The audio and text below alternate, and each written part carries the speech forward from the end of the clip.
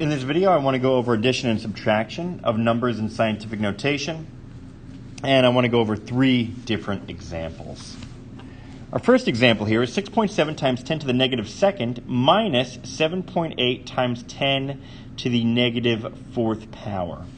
Now we know that since we're doing addition or subtraction, in this case subtraction, and they have a different exponent, that I either have to change the 10 to the negative second number in terms of 10 to the negative fourth, or vice versa.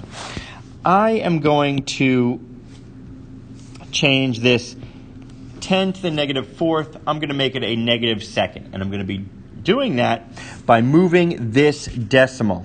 Okay? So now I have 7.8 times 10 to the negative fourth. I'm going to have to move this decimal, to the left in order to make this number smaller so I can put it in terms of 10 to the negative second, because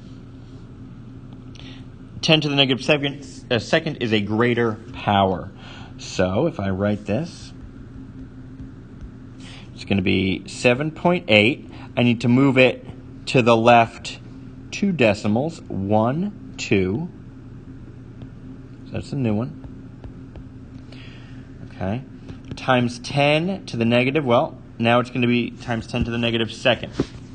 I move that to the left 2 places, because this difference between negative 4 and negative 2 is 2. Now, I can go ahead and subtract the 2. I have 6.7 minus 0.078. Throw some zeros in there. Okay, so I'm going to borrow from here. This is going to be a 10, this is going to be a 9, this is going to be a 6. So this is going to be 2, 2, 6, 2. Okay, so my answer is 6.622 times 10 to the negative second. All right, next example. I have 15 times 10 to the negative second plus 5.2 times 10 to the negative fifth. Again, since I have a plus sign and I have different powers, I'm going to have to convert one power to the other. And I'm going to do that. I can switch either one. Maybe I'll switch this 10 to the negative second into a negative fifth. Okay? So I'm going to do that. I'm going to take my 15, put the decimal place here. The difference here is 5 decimal places, okay? And since I'm making this 15 into a smaller power, I'm going to move the decimal place to the right 3 units. 1, 2, 3. So this is my new one. All right, times 10 to the negative fifth. Now I can add these. I have this, times 5.2, and I'm going to get 15005.2 if I add those together, times 10 to the negative fifth. However, we know with scientific notation, we need just one digit to the left of the decimal. Here we have 1, 2, 3, 4, 5. So we're going to have to move it. Okay, so I'm going to move it 1, 2, 3, 4 spots. So it'll now be 1.50052 times 10 to the negative 1, right? Because we had to move it 1, 2, 3, 4 to the left. So it's going to be 1.50052 times 10 to the negative 1.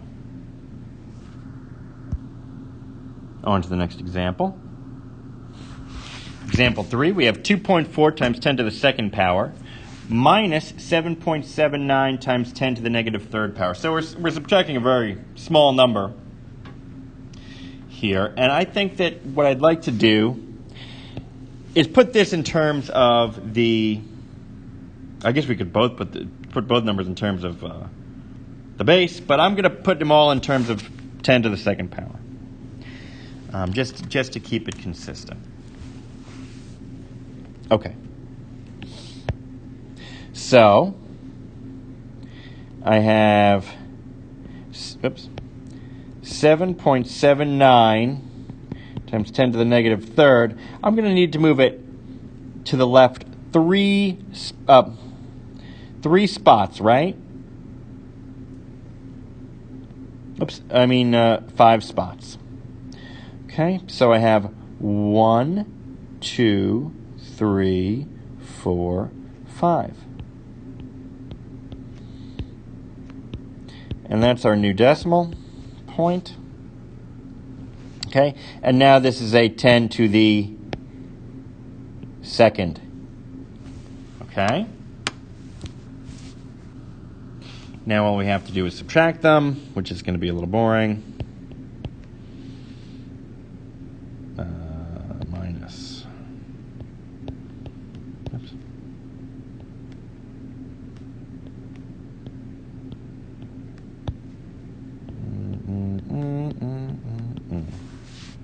Okay. 10.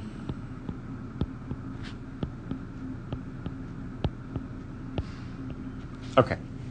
So this is going to be a 1, 2, 2, 9, 9, 9, 3.2. Okay, and this is times 10 to the second power. And that works out because we only have one decimal place to the left. If we wanted to, because it might be a little ridiculous to, multiply it by 10 to the second, you could think about this number as, if we just move the decimal place 1, 2 to the right, this is just the number 239.99221. Either way would be acceptable.